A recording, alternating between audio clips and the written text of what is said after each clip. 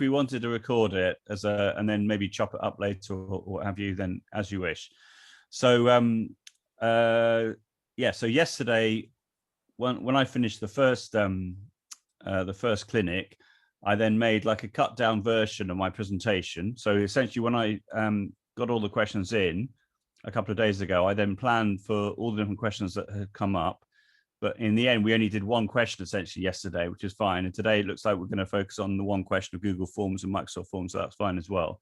But I gave Michael the abridged version of just the question one yesterday. And as I said, we were recording.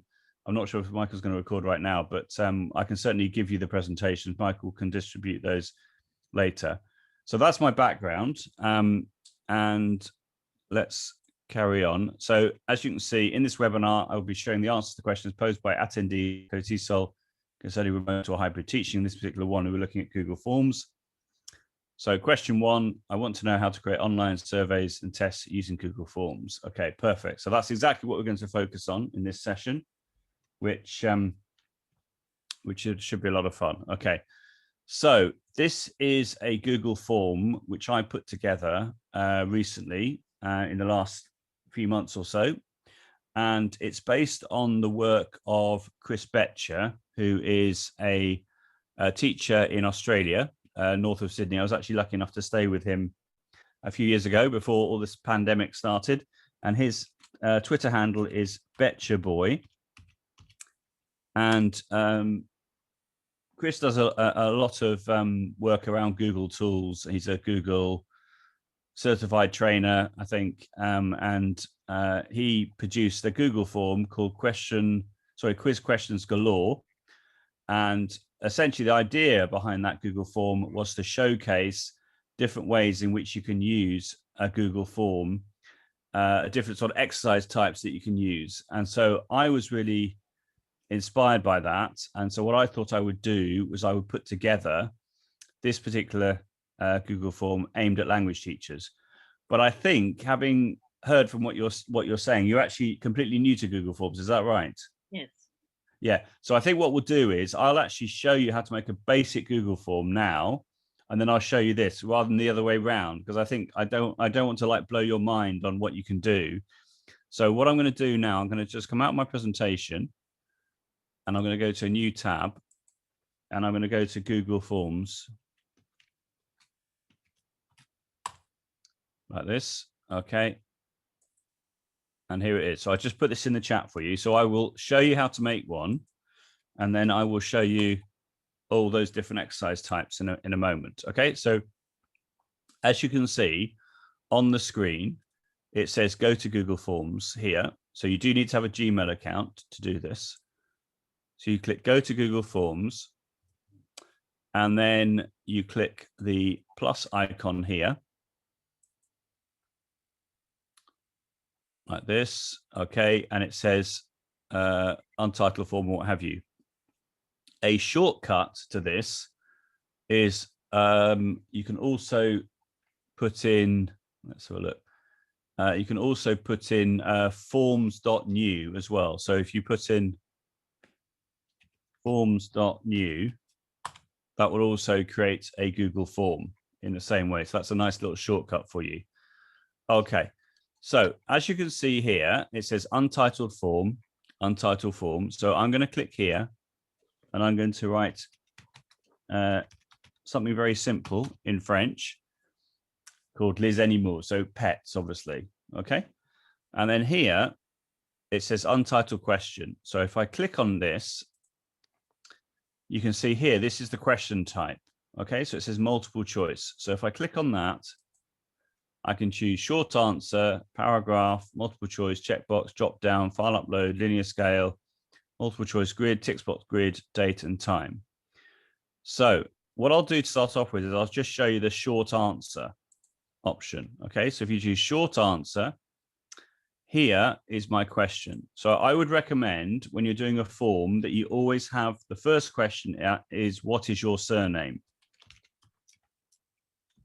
I'll explain why in a moment. What is your surname? Question mark. Okay. And I would make this a required question here. Can you see? It says required. That means they can't fill in the form until you've answered that question. Having done that, I would then click here and click on the duplicate option like that. And then instead of what is your surname, I would put what is your first name. Now, the reason I would have those as the first two questions is because when you export all the answers as a Google sheet, you can then reorder them so they are in alphabetical order, the names. So you'll have one column, which will be what is your surname, and you'll have everyone's surname there. Therefore, if you click on the little drop-down arrow, I can show you this in a moment. If you click on the drop-down arrow, it means that you can then order everything in alphabetical order, which means it will then mirror your mark book, which is what you want to have. So I would always recommend having what is your surname, what is your first name first. So Danielle is saying first names are the surnames in many. Okay, so if that, okay, that's fine. If first names are the surnames in many Asian countries, you would then swap them around. Whatever makes it easier to how you mirror your mark book, whatever works for you. So in a what I would do is I would have what is your surname. If you want to have it the other way around, of course, that's fine. You tailor your resources to your students, but I think having it so it mirrors your mark book is a good idea. Yeah, okay, that's fine. So so instead of what is your surname, what is your given name? Yeah, that's fine. So I'm learning as well. It's great. So let me just change that. What is your given name? So in that case, do you instead of I'm sorry. So would you suggest start off with what is your surname and then have what is your given name instead of first name? Is that right? Oh, okay, family name. Okay, so that's great. So this is fantastic. We're all learning together, right? So what is your family name and what is your given name? Yeah, is that okay? Yeah, is that better? Okay, perfect. That's lovely. Excellent. Right, thank you.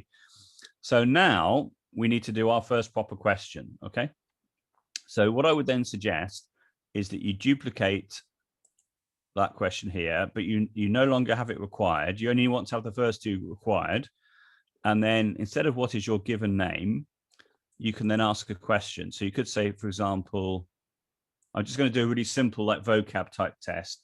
So what is the French for a cat, for example? So really, really simple and easy.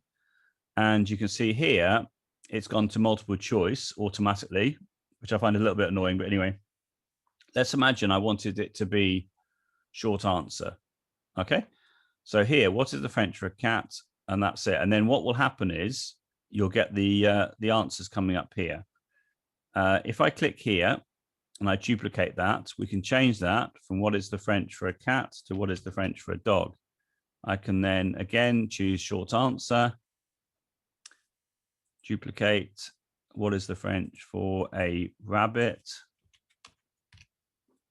like that. Okay, and then again, what is the French for a horse? Okay.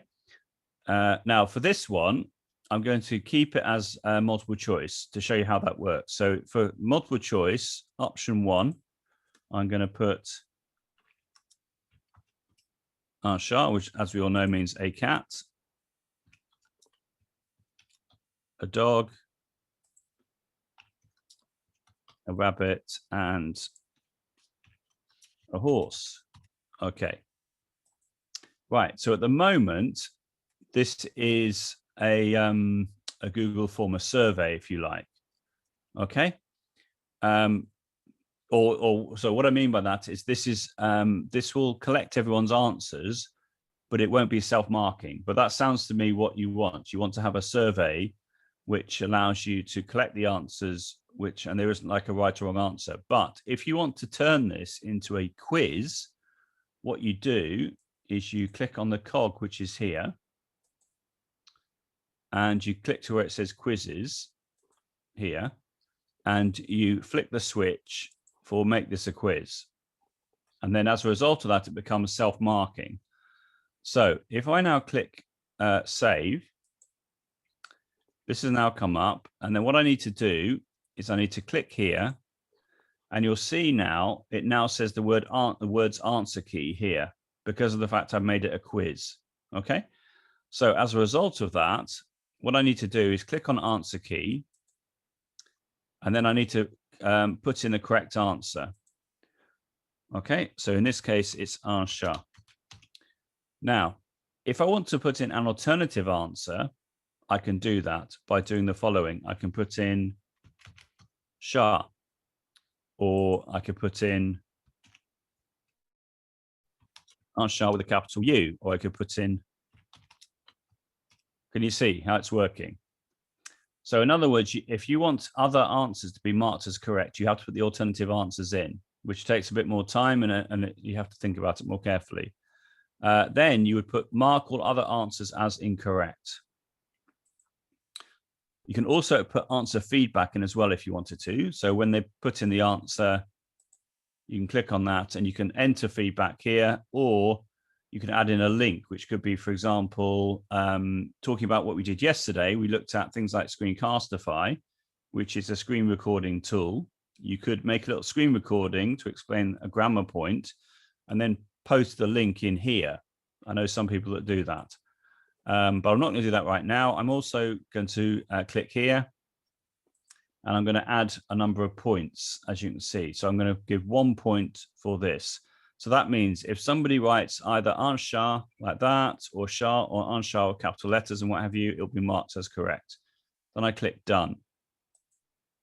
Okay, and then I just carry on and do the same thing for the other ones. So I click answer key. I put in ancien, I put in chien, I put in ancien, and I put in, I have to remember the number of points, mark all answers as incorrect, click done. Next one, answer key, un lapin.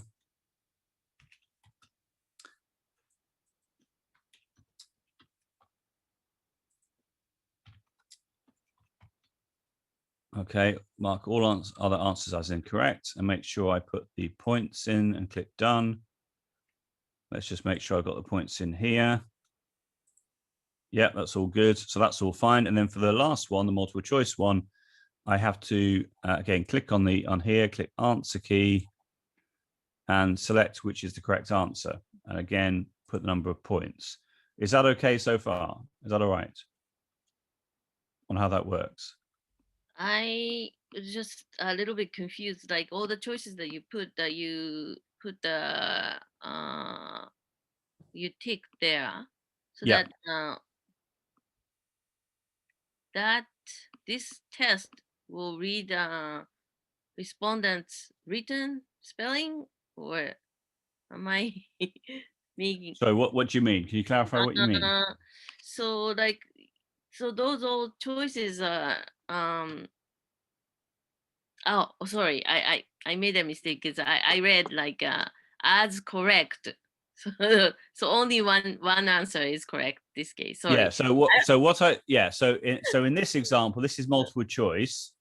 So there's only one correct answer. So that's right. Easy, and that's self-marking. There's only one correct answer. Yeah. For this one, I'm suggesting that there are 4 possibilities of the correct answer. The real correct answer is un lapin, the first one. But I'm also accepting lapin without the un or the un at the beginning, which is A. Yeah. And then with a capital letter and a capital letter for lapin. So I'm accepting all those answers. Right.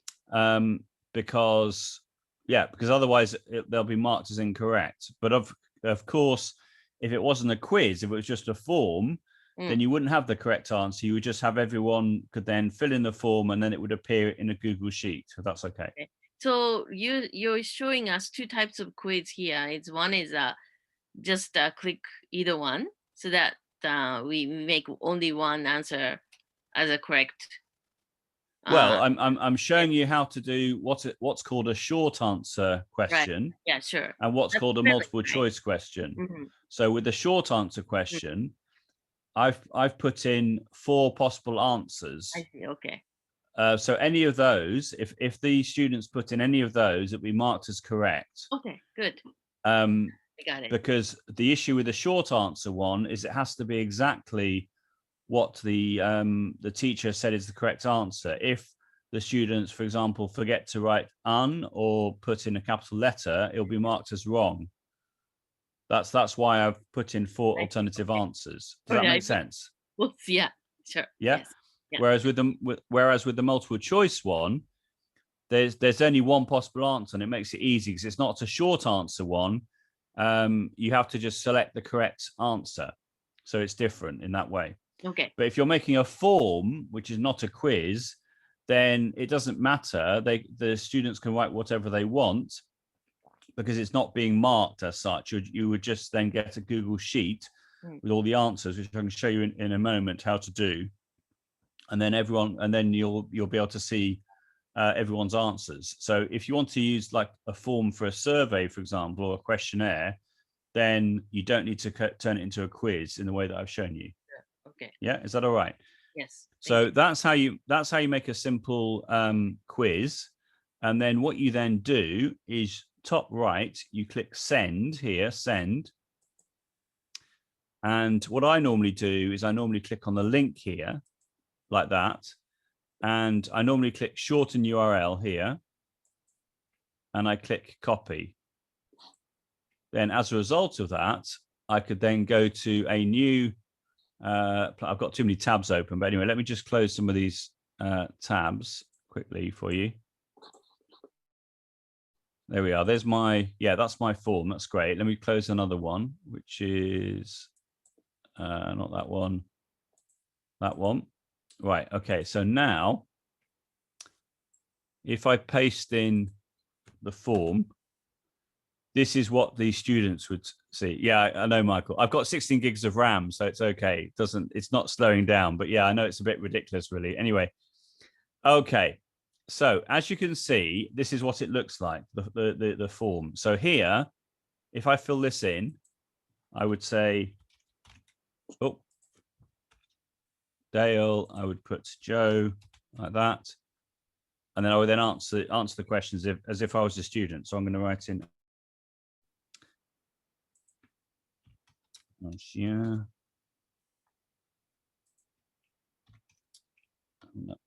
and there we are. And then I click submit like this. Okay, and then as you can see, it says submit another response. So with that in mind, what I'd love everyone to do now is to quickly fill in that form as well. And I will then show you here, if I click here, that it now says one response. So I'll just give you a moment to do that. And then I'll show you then how to export the results, if that's okay. So I go to this. Yeah, so if you click on the link in the chat, you'll be able to fill in the form, if that's okay.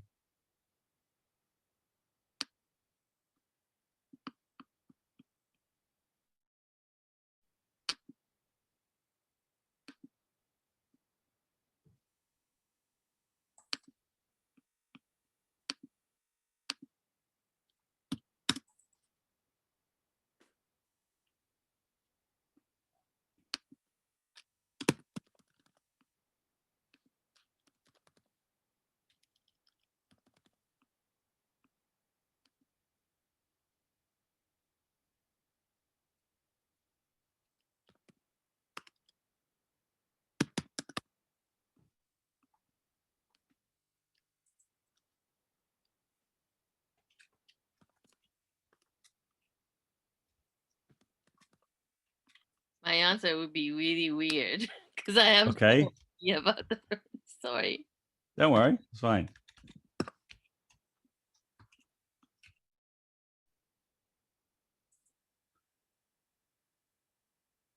Oh no, you scored no points. Oh dear. Right. So let's have a look. So here you see it says responses 3. I can now see what all the responses are that have come in. So there we are. That's fine.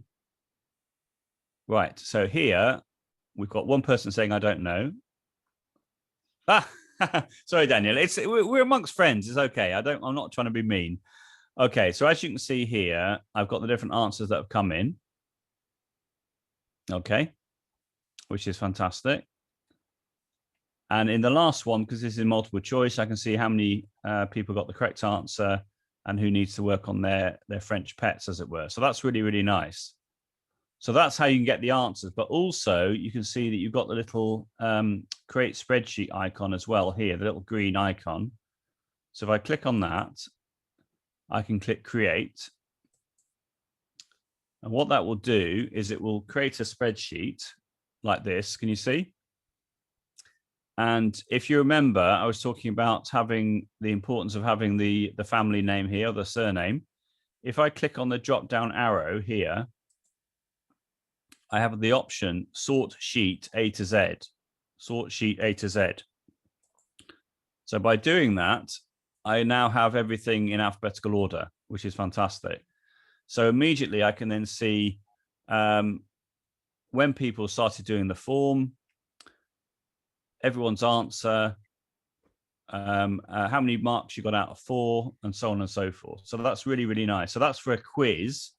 Whereas if you had a Google form for like a survey, then you wouldn't have like marks out of 4, what have you. You would just have everyone's answers. So the questions would appear along here, however many questions you have, and then the answers would then appear. So yeah, that's how that would work. And then for the multiple choice one, everyone had selected here for the different answers. Is that okay? I have one question. Yeah. So Garth created for me, and I think only one person responded, that was Garth. But I didn't have a chance to look at not the spreadsheet one, but that you just got a quick result right after. Yeah, this one, yeah, that one. Okay, so where is that? Where I can find that? So here, did your colleague help you to create the form, or Yes. did your colleague do it for you? He did it for me. Right. So if he did it for you, then you won't have access unless he adds you, as it were, as a collaborator. I have a right. Okay. So to gain access, what you would do, you click on the 3 dots here, right, and you click where it says add collaborators. Okay. Can you see? Yeah. So if you click on if you ask him to click on the 3 dots here, top right, and you click add collaborators, this will then appear like this.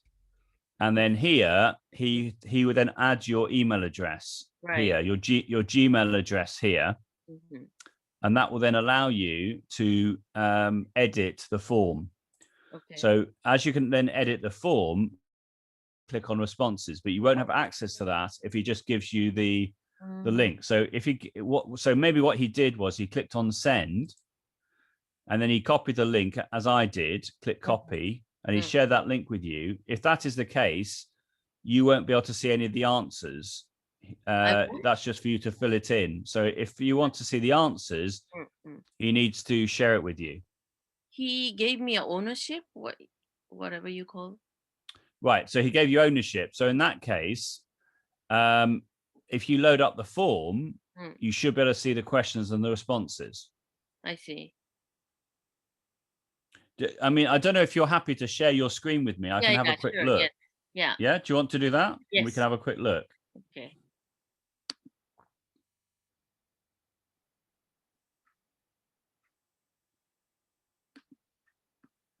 So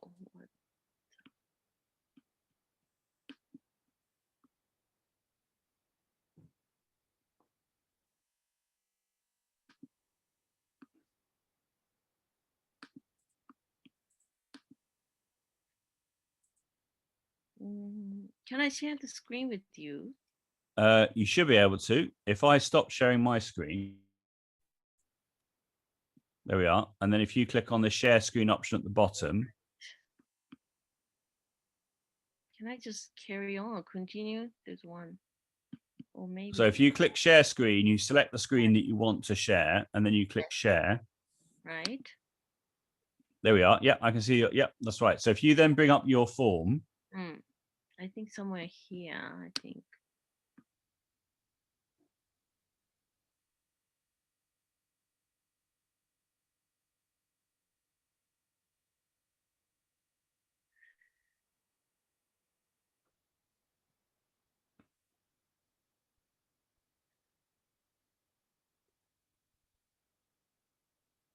somewhere here, I guess.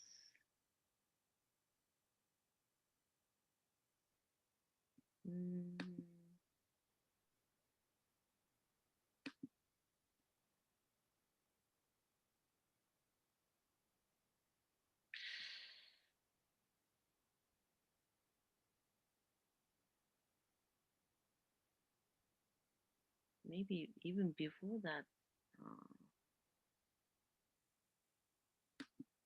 Yeah, here. Yeah, there we are. Right. And then he gave the ownership somewhere. Uh-huh.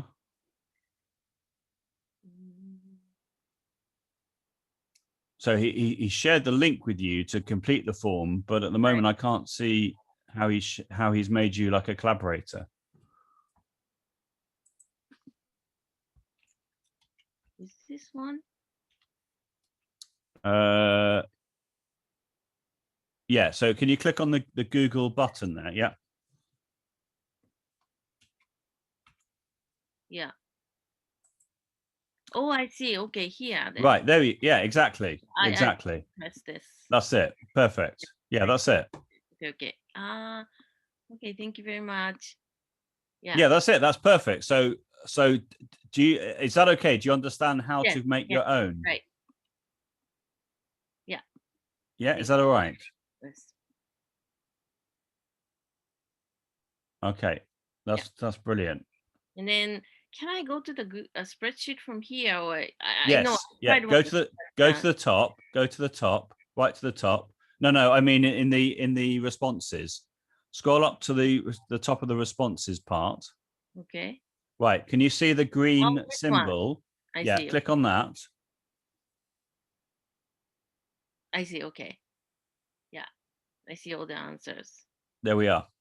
So that's exactly what I was saying. All the questions are appearing at the top in the different headers for each column. And therefore you can then see everyone's answer and then go from there. But this time I didn't ask the respondent to put their names. I don't think I provided. Right. So I would suggest either asking people for their email address, if you're allowed to do that from a privacy point of view, or ask them for their names. And then you can then put them into alphabetical order as a result of that. Okay. Thank you very much. Yeah. Is that all right? Yeah. Yeah. Okay. That's great. Welcome, Daniel, as well. Lovely for you to join us.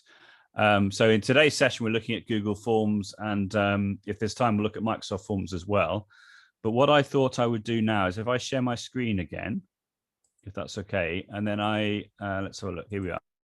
So if I share my screen, there we are. So this is the one that we were just working on. If I go back to my presentation, which is here, and present. And then what we'll do is I will, as I said, I will show you this. So what I'm going to do now is I'm going to click on this link here. And I'm going to go through the different question types that you can put together in a Google quiz as a way of testing comprehension in languages in particular. Okay. So based on the form which Chris Betcher put together, in fact, I can give you a quick flavor of this. If I click on this now for you, this is his form. And he's done lots of different ideas. I've taken some of these ideas. There we are. And I've made them into my own form, which is here. Right. So the first two questions I put is, what is your surname? What is your first name? So we've established that instead of having that, you could say, what is your family name and what is your given name? And then underneath, I know these are in French. A lot of these, well, this is in English, but this I've put the examples in French, but you'll be able to cope absolutely fine. It's not a problem. So as you can see here, it says, what is the past participle of the verb aller in French? So this is a multiple choice question. So you can see here, I've written multiple choice. So I've made it clear what the exercise type is. So if you remember, you've got a number of different exercise types. You've got multiple choice, short answer, multiple choice grid, and so on and so forth. So in that drop down menu that you get when you're creating a form, there are a number of different options. So what I've done to make it simple for everybody, is I've written in the name of the exercise type, and then I've given instructions, step-by-step instructions on how to build a question like this. Yeah. So here, you've only got one correct answer. So the correct answer is in fact this one. So you just create like a radio button here. And yeah, this is multiple choice, just as I did in the example a moment ago when we were creating this. I'm also suggesting, let me just go through it here. So writing the different options using text only for the questions and answers. So that's what I demonstrated a moment ago. Click the answer key and select the correct answer. Choose the number of points you would like to assign for the correct answer. So I gave 1 point, and click add answer feedback, which could be a text answer or link to further explanations such as a YouTube clip or screencast made with Screencastify or Loom. So this is what we did yesterday when Daniela was in the session.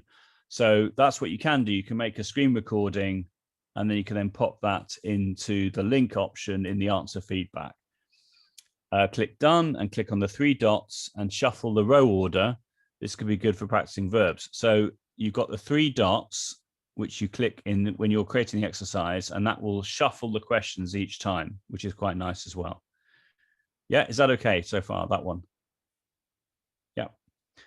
Okay, the next one is also multiple choice, but this time you can add a picture for each question.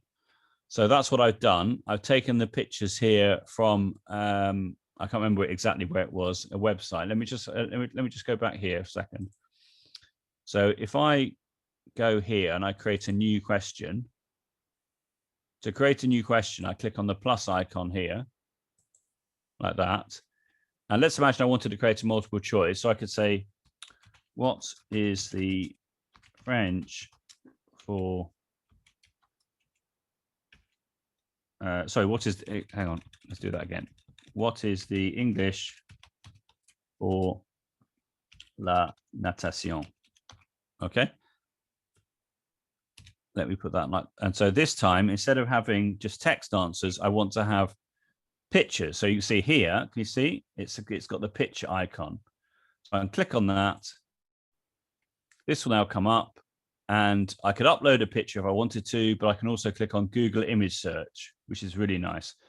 So if I do that, I can then put in a search for swimming, which is in fact the correct answer. So I can then choose one. So I could choose this one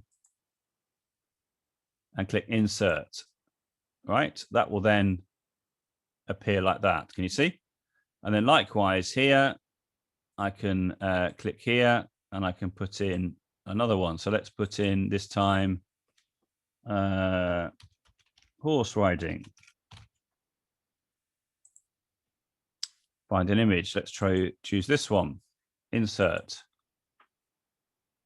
Okay. There we are. Next one. Click on the image.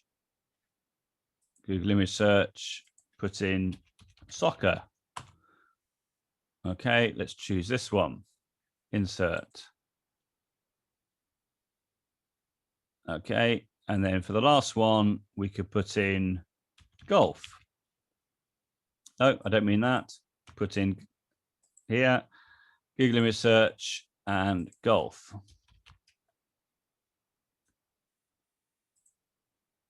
Okay, lots of cars come up. Right, so let's choose that one and insert. Okay, so you get the idea. And then I can click on the preview option here. And it looks like that. Oh, that picture hasn't appeared. Why hasn't it appeared? Let's go back.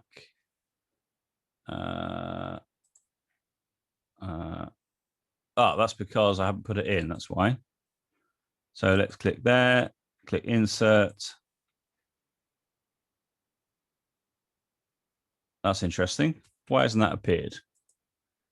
That's bizarre. Let's try it one more time.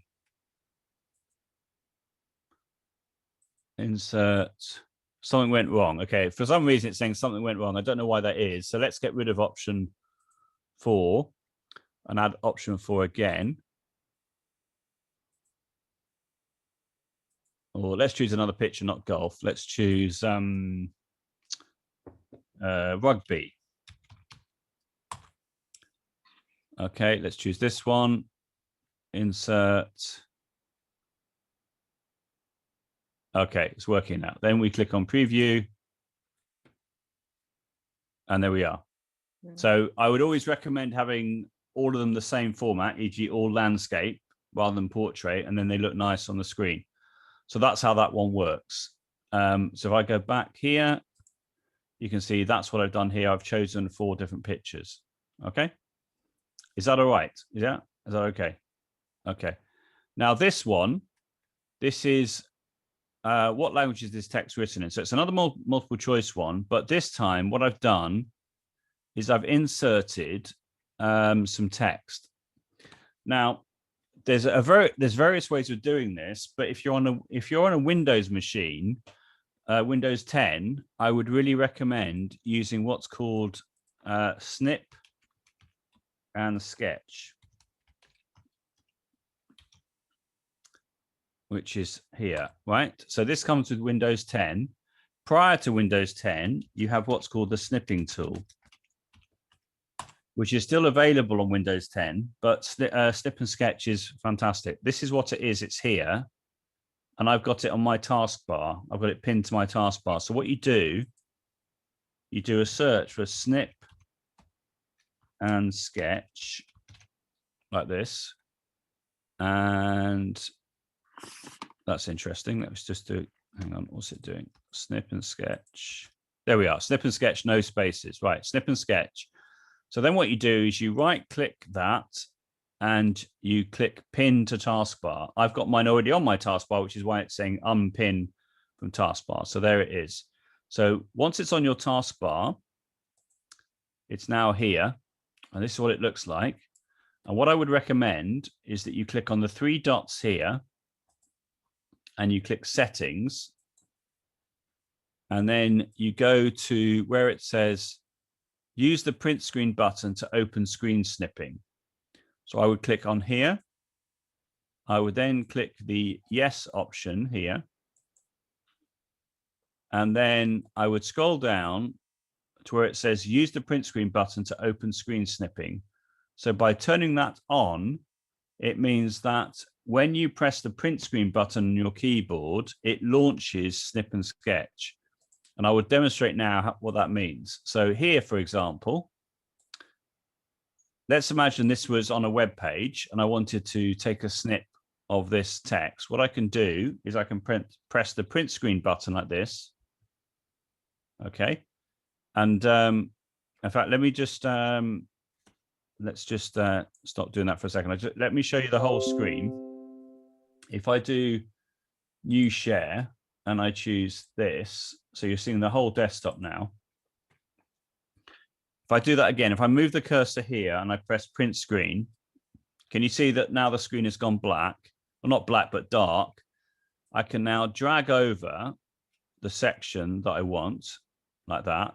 And I can then take my finger off my mouse and it's now copied that. And I can then paste that wherever I want to paste it. So for example, if I was in a Google Doc, if I was say here, and I went to a Google Doc like this, and I created a new Google Doc, what I could do is I could just paste. Can you see? I just pasted that image straight into my Google Doc. Let's imagine if I wanted to get rid of that now, let's imagine that I was actually writing the words example text. And then if I do this and I copy this and I do Control V, Control V, Control V, Control V, Control V, like that. And I then highlight that and then do Control C and then Control.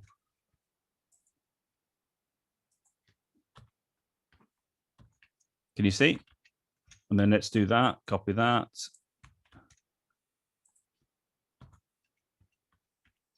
Right, let's imagine that this was a student's work, okay?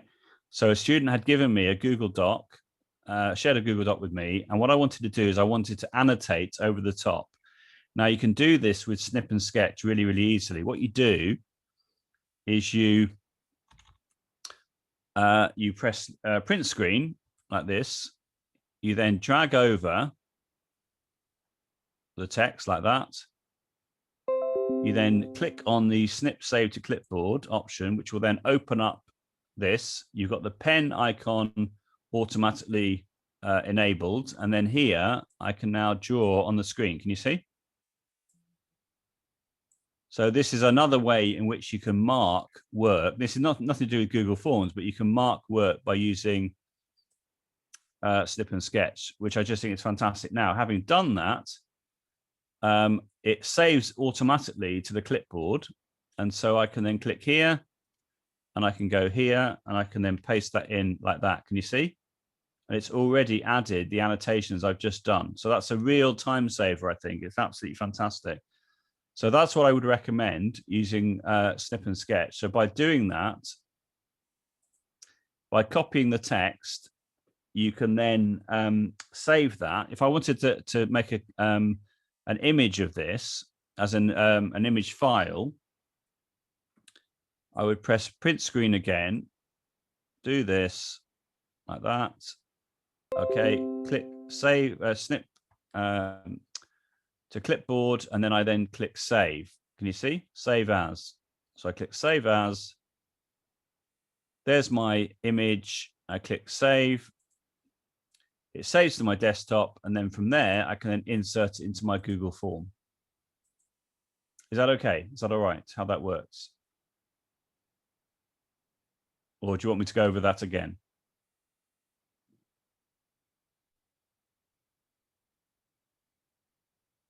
Let's have a look in the chat. Sorry. Let's have a look. Yeah, okay, that's great. Okay, so I would really recommend, since I've been using Snip and Sketch, and particularly the print screen button, it's really, really saved me a lot of time. I've really, really enjoyed using it. If you're on a Mac, it's Command-Shift-4, which creates that that little cross on the screen, and then you can then drag over and snip the image that you want. So it's Command-Shift-4 on the keyboard. Okay, so having added my text here, which could be any text on the internet, respecting copyright, of course, it then takes me to here, and I can then put in the different, I can then select the correct answer. Just on that point, actually, I'm just going to show you something else as well. This is Google Keep, which I've got here. This is my real Google Keep, as it were.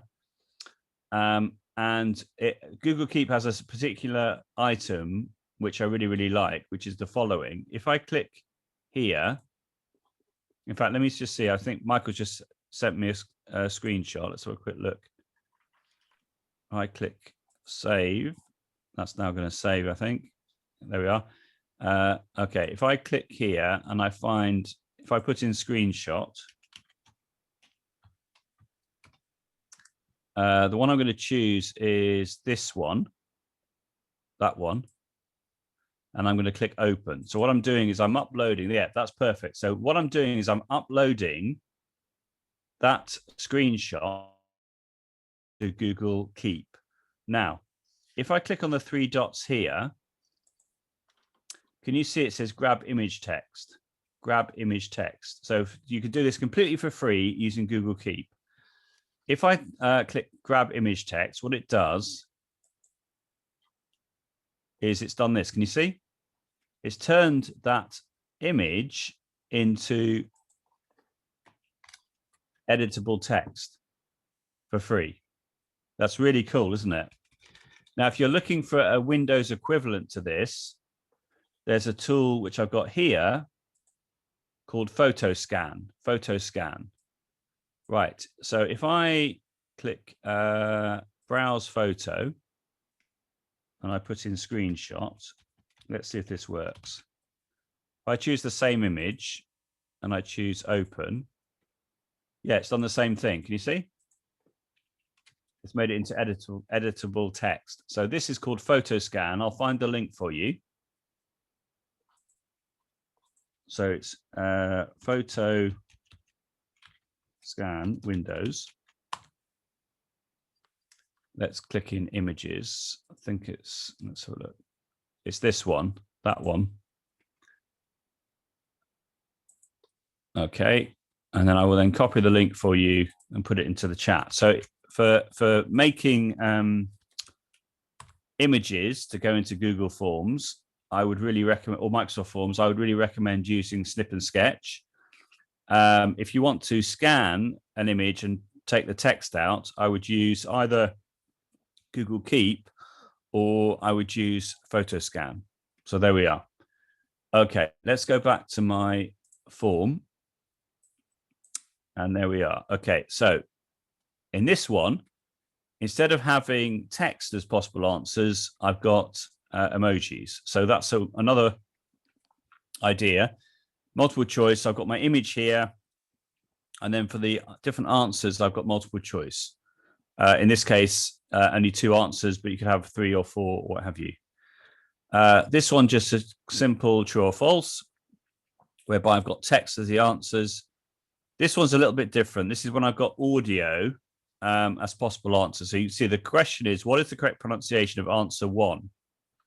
If I click on each one like this, I can listen to the audio like this. Okay. Answer Okay. 1. Oh, so what I've done here is the following. I'm just going to close a couple of these windows because it's a little bit silly. Hang on, let me just get rid of Facebook and all the rest of it and what have you. Right, let's go back to here. Right, okay, so let's. Oh, you got it real. Oh, hang on. Hang on. Oh, it's real. There we are. That's another video, another webinar. I'm watching too many webinars. Right, okay. So as I was saying, I'm going to do this, I need to record some audio. So I'm going to go to online voice recorder. There's lots of ways of doing this, but I really like online voice recorder. Okay, so I'm going to show you how this works right now. I click record. Online voice recorder is a free and easy way of recording MP3 files, which you can download onto your device. It works on all devices. And as a result of being able to record and edit your audio, I can then upload it into Google Drive and I can make it into what's called a shareable link, which I'm going to do right now. Right, so I made my recording. I can now move that slider at the beginning and the end like this. Okay, and as a result of that, I can now click save. Right, so let's call this TESOL, and I'm going to click save. Right, so I've made my audio. There it is. And now I'm going to go to Google Drive like this.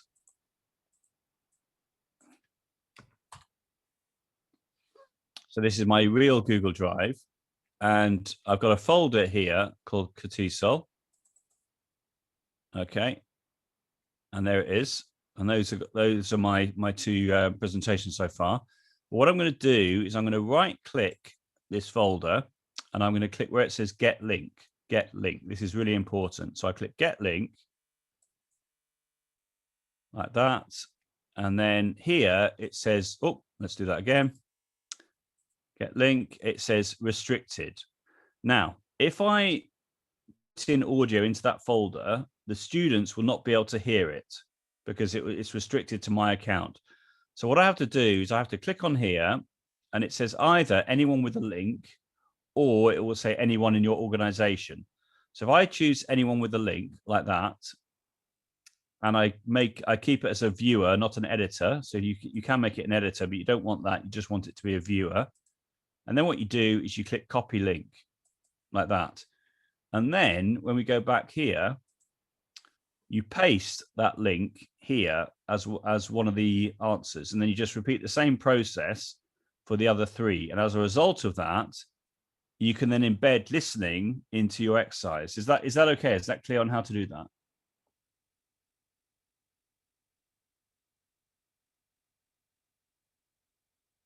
Or do you want me to show you again? It's clear. Okay, that's great. So that's really handy from the point of view of having different answers as listening files as opposed to always text. Okay, right, let's carry on. Right, this one is called a multiple choice grid.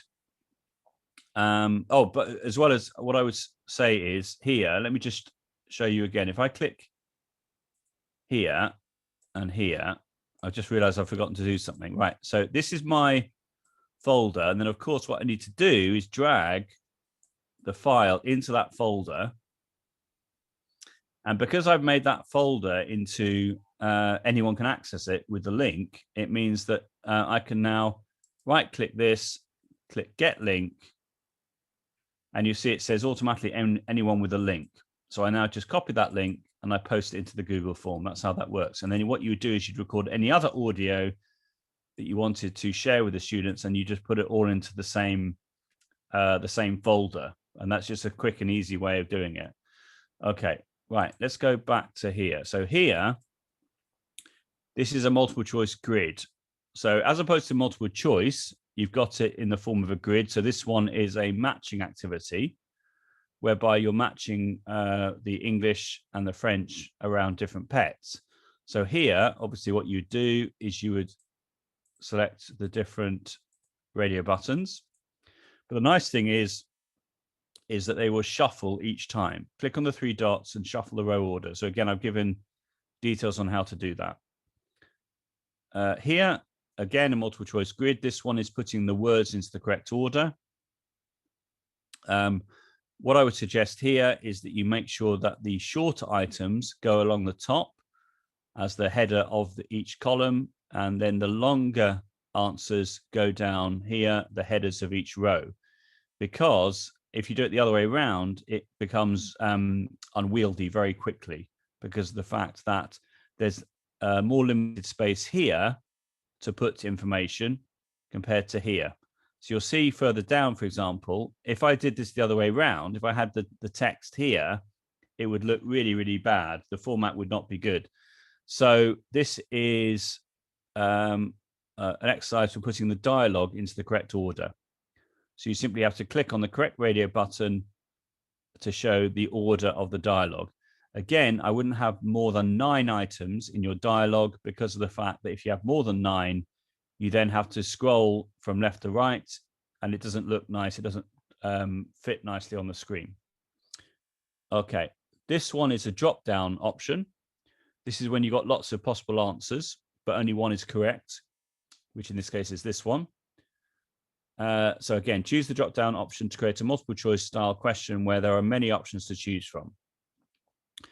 This one is a checkbox one, which is quite nice. So this is when you've got more than one correct answer. So here, for example, which of these verbs is regular in French? The answers are regarder and danser, whereas aller and faire are not regular. Therefore, that's when you have more than one right answer. So that's a really, really nice activity with checkboxes. This one is whereby you paste the listening comprehension link into the description. And then again, using the checkbox option, you then select the answers which are correct. So it might be, for example, the first 3 items are correct, according to what is said in the audio, and the last 2 are not correct. So if I click on the link here, you'll see what I mean. It will now allow me to play my audio like this. There we are. Here we go. Le week-end dernier, je suis allé au cinéma avec mon ami Bob. On a vu le dernier film de James Bond, c'était super. Après, nous sommes allés au restaurant pour manger des super bons pizzas. Okay, so obviously that was in French, but the different questions there are: the speaker went somewhere last Friday. Yes, that's true. The speaker went to the cinema. Yes, he did. The speaker went with his cousin. No, that's not correct. He went with his friend, Bob. Did they have a great time? Yes, they did. They went to eat afterwards. Yes, they did as well. So, yeah, sorry. That's not, the first one is not correct because he went at the weekend, not on a Friday. So that's why, so that's like, again, when you got more than one right answer. Yeah.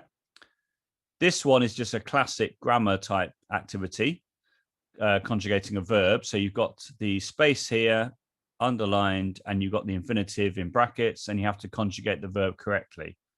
So that's just a standard short answer one.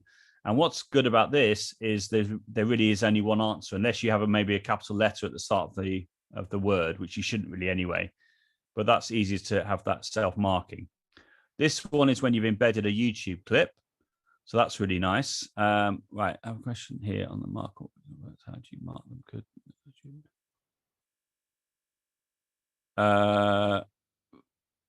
Right, so the regular verbs, let's have a look. So you mean this one, this question here?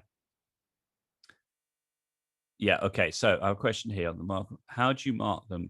Right, okay, so what you're doing is let's have a look. So if I click here, sorry, if I so here you're telling the form which is the correct answer. So if they selected all 4, then they'd only get 2 marks because of the fact there's only 2 correct answers. So because you can you see here it says 2 points. So I've assigned 2 points to the checkbox one. Therefore, if they mark them, if they tick on all of them, then only 2 will be correct, and then 2 will be incorrect. In which case, as the teacher, you can then go through and you can see they've then selected all 4, and then if you wanted to be mean and sort of give them minus points, you could do it that way. So then they only get 2 points if they tick only the 2. 2 points. Yeah, no, you're right. If they were to tick all the boxes, they would still get 2 points, but the teacher could see that they've ticked all the boxes.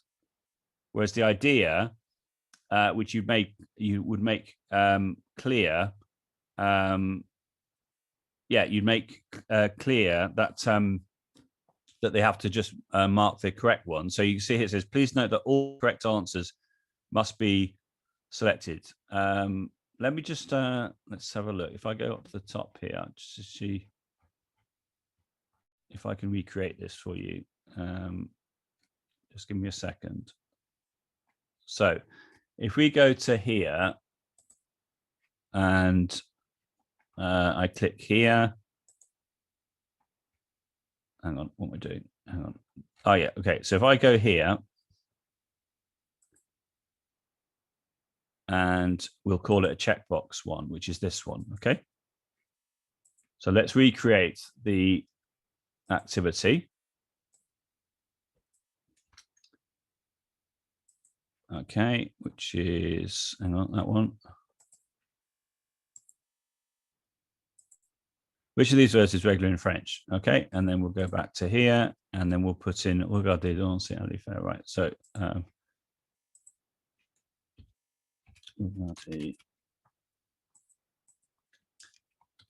see, aller, and right. So then what you do is you click on the answer key here, and you say which ones are correct, like that. And then you choose the number of points like that. So then if I then click done, if I now go to preview like this, and I put, let's say I tick all of them and click submit. Oh, this is okay. Let me just quickly do this.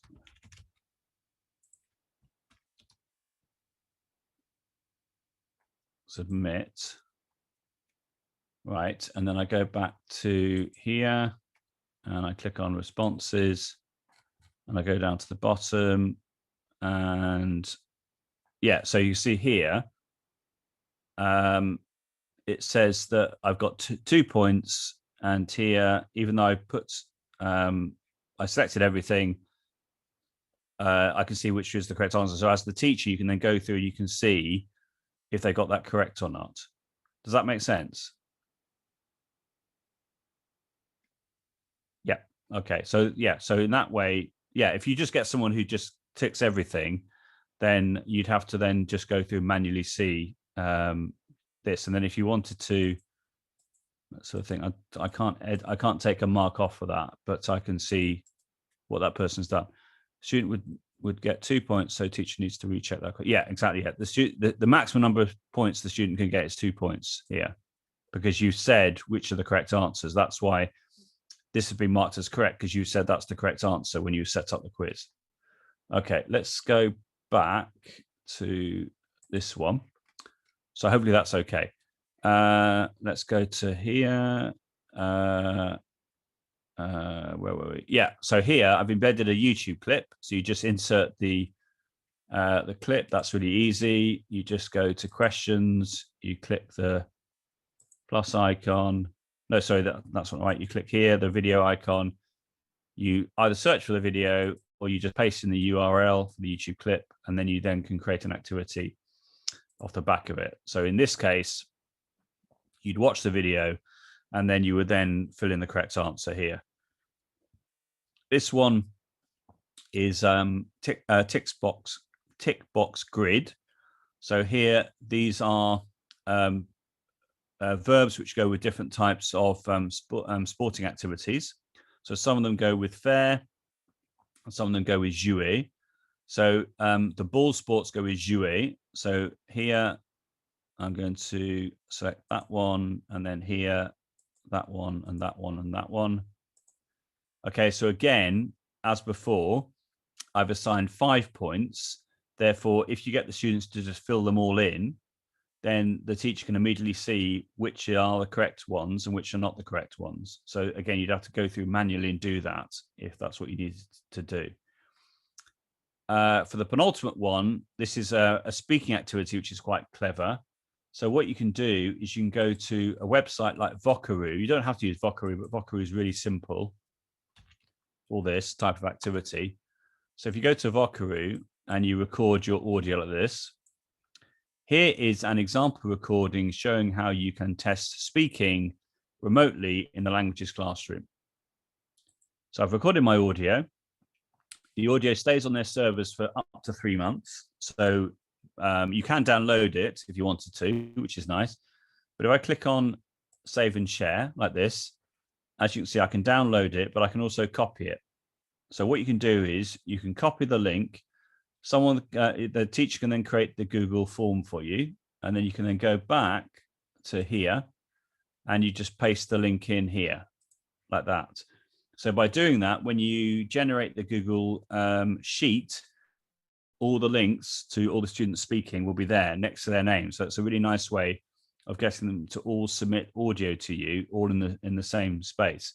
Another thing that you can do on that point is if I click here and I go down to the bottom again and I click the plus icon. Actually, I'll do this. I haven't done this question yet. So here, can you see it says file upload? So another option is to ask the students to upload an audio file. So I could click continue.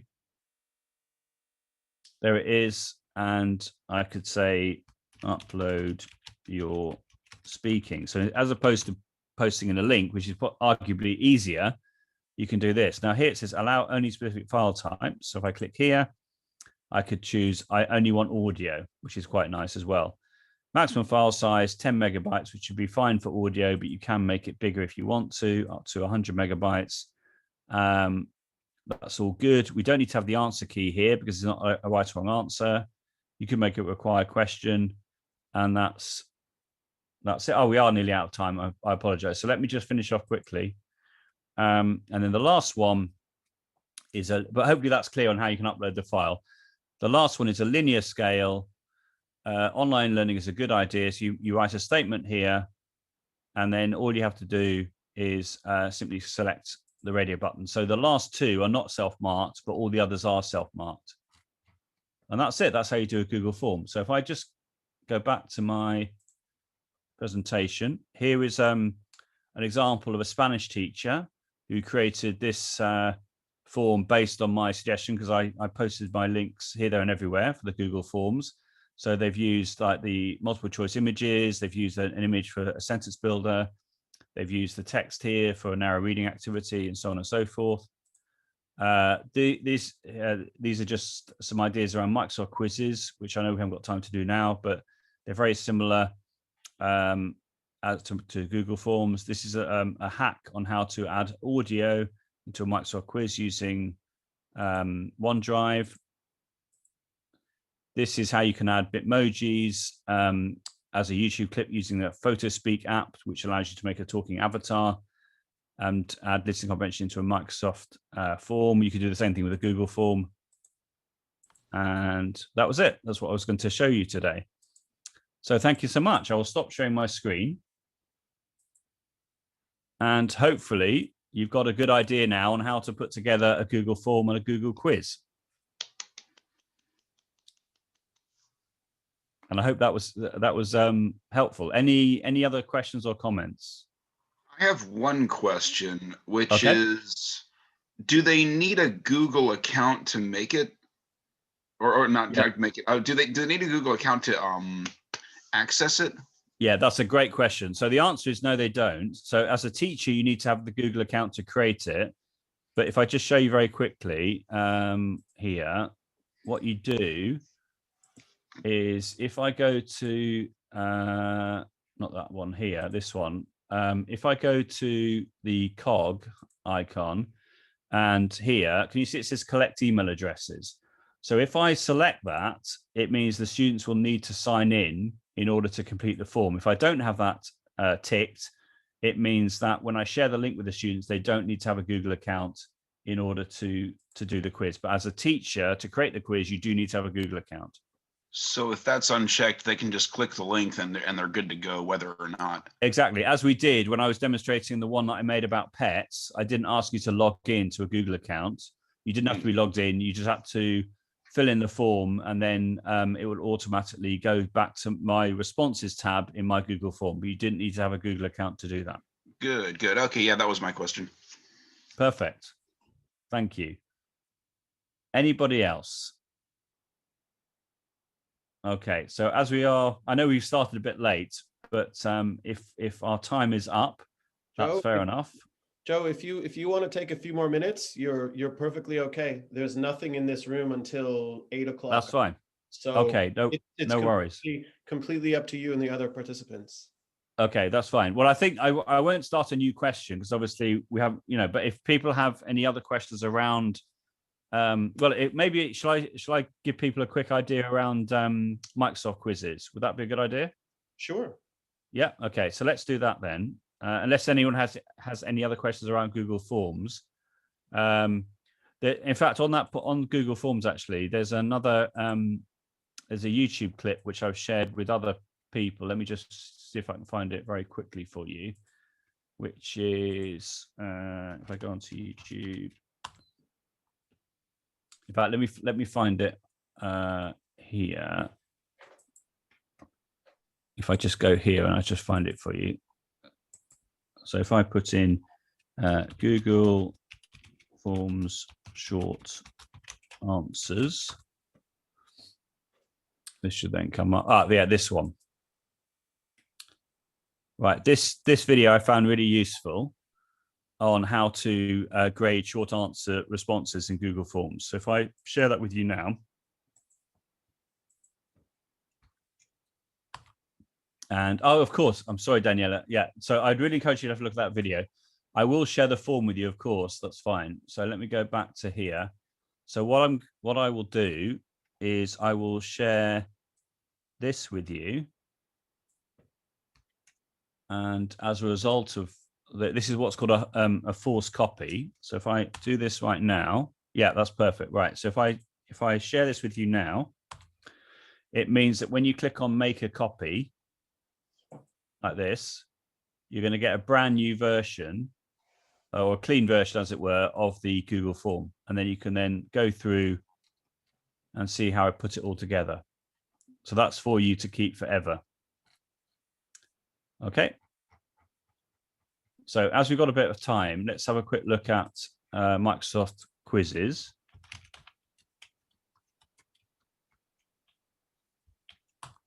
So to make a Microsoft quiz, you would need to have a Microsoft account. That's okay, Daniela, don't worry. If you use it though, please let the people who are using it know where you got it from. And obviously I would love to do further work at your university as well if you're interested. That would be lovely. Right, let me just sign in, because I will need to sign in quickly to do this. Okay, next.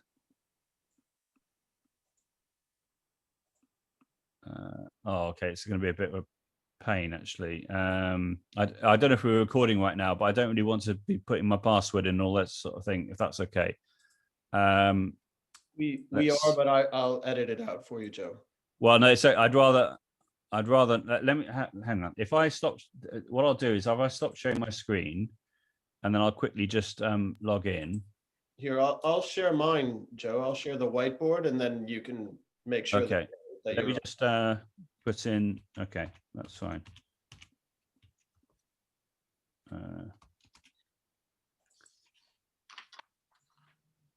Right, it's now asking me to log in with Microsoft Authenticator. Great. Okay, just give me 2 seconds. I've got my iPad next to me, so that shouldn't take long.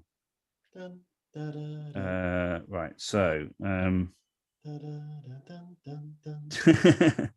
don't you just love it, this sort of security thing? Oh well, it's here to keep us safe. Right, so I've got my one-time passcode, which I will put in now.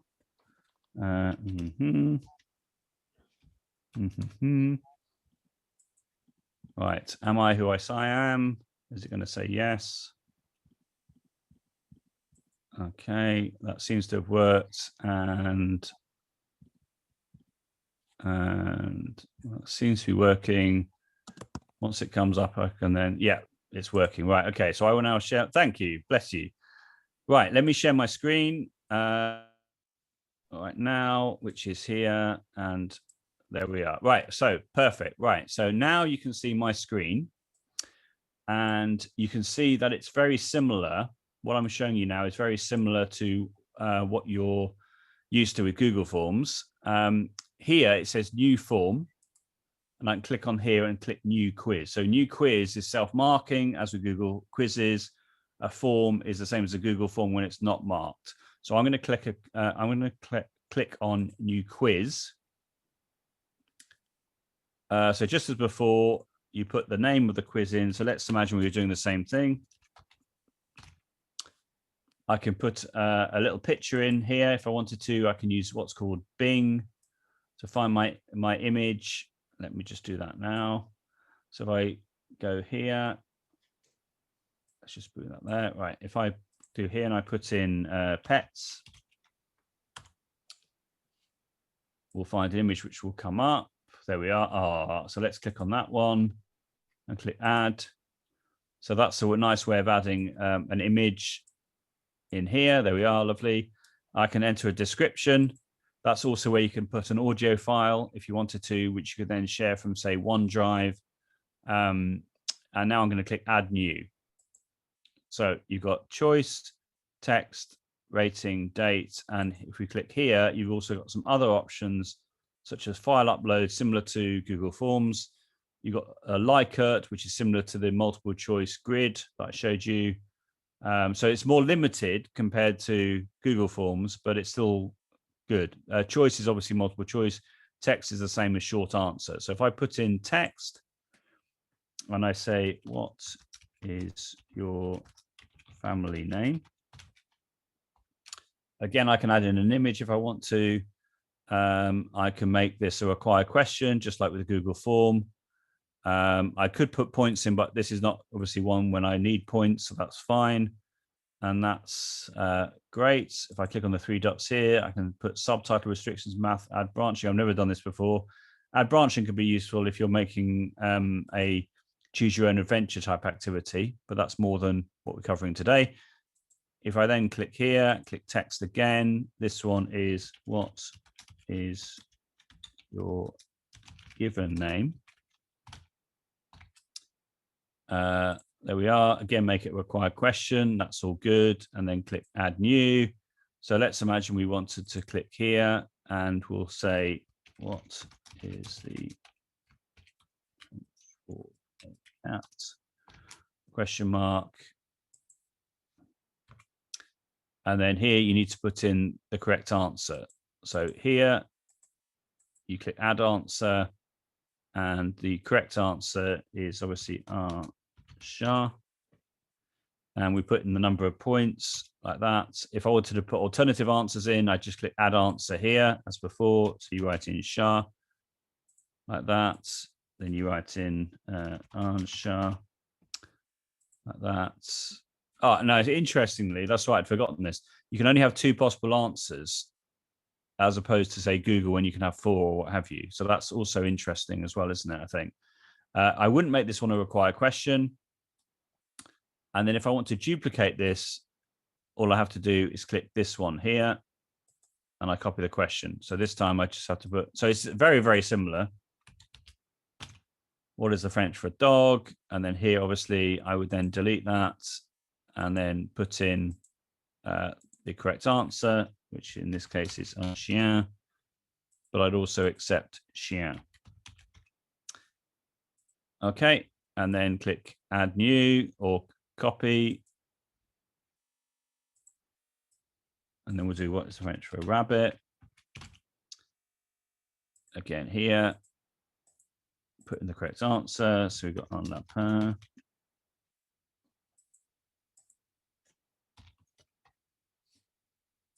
Okay, that's fine. So those are the text options. And then if we then create a new one, and I choose choice this time, then what you can then do here is I can then put in, what is the French for a horse? And just, you know, very, very similar to Google Forms, although you don't get the image options here, which is a bit of a pain. But anyway, I can then put in the different options here.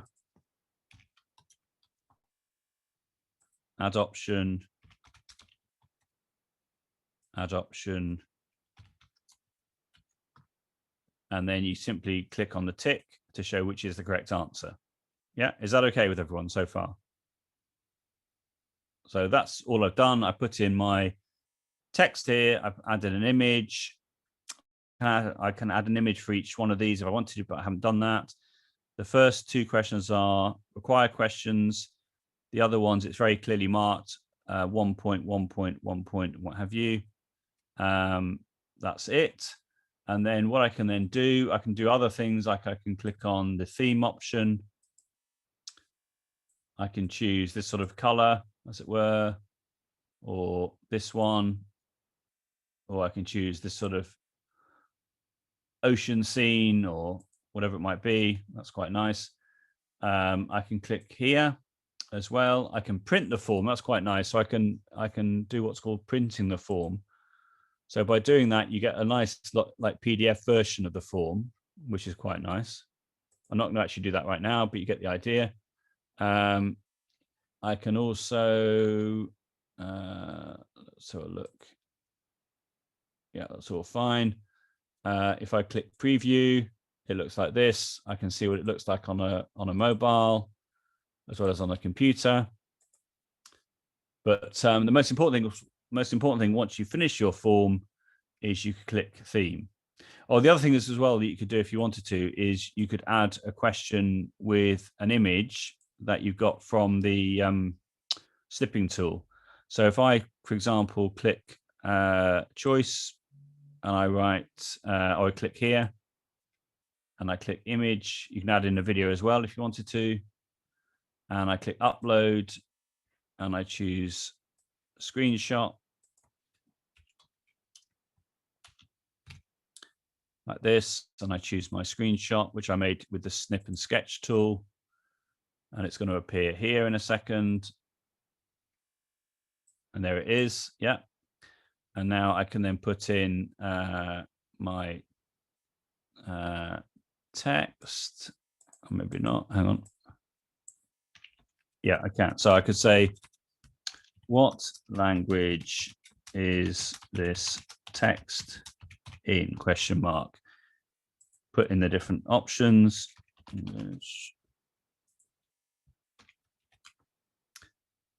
Interestingly, you get this sort of like AI thing happening at the bottom here, suggesting different options it could be.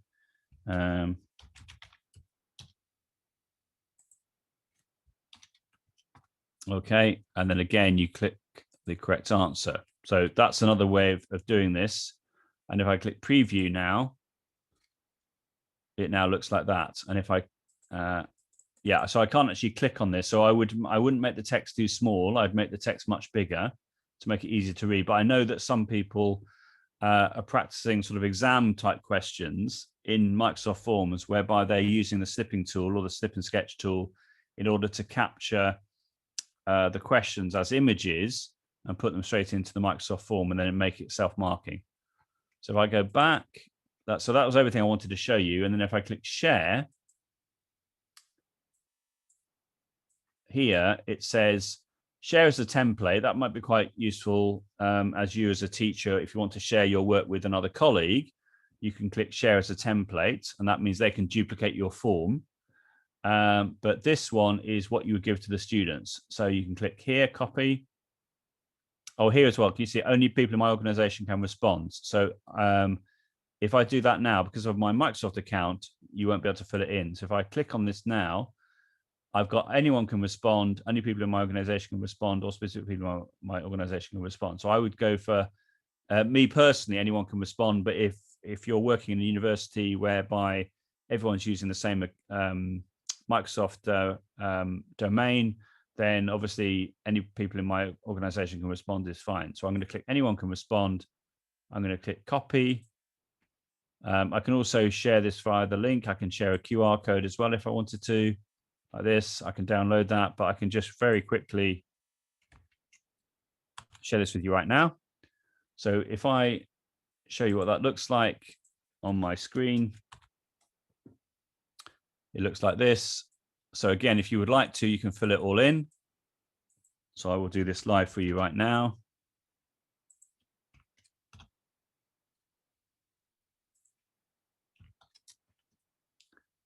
Just to make sure it's working okay. So you can see very, very similar to Google Forms, but just you get more options, I think, in the Google form. What is the French for a horse? So you've got this one. And then this one is English, and you click submit. That's it. And again, exactly the same. Submit another response, view results. If I now go back to, oh, that's not what I wanted to do. If I go back to wherever I was, let's have a look. Let's get rid of that now. And that as well. And that as well. And that as well. And that as well. It's just trying to find the original. There we are. Here we are. So there we are. So that's the original. And now you can see it says response 1. So if you wanted to fill it in now, that'd be lovely. And I can then see, yeah, you can see that another kind person has filled in the answers. And again, you've got open in Excel. So it works in the same way as with a Google Sheet. And then you get to see all the answers in an Excel spreadsheet. So essentially what Microsoft have done is they've copied what Google did years and years ago, but there we are. Okay, are there any other questions at all? I'll just find another useful tip for you in relation to Microsoft Forms. Okay, that's great, Michael. I'll just share one more video with everyone. Which is I think it's Microsoft Forms. I think it's this one. No problem, Michael. It's all good. Right, let me just find this extra little thing that I've done for you.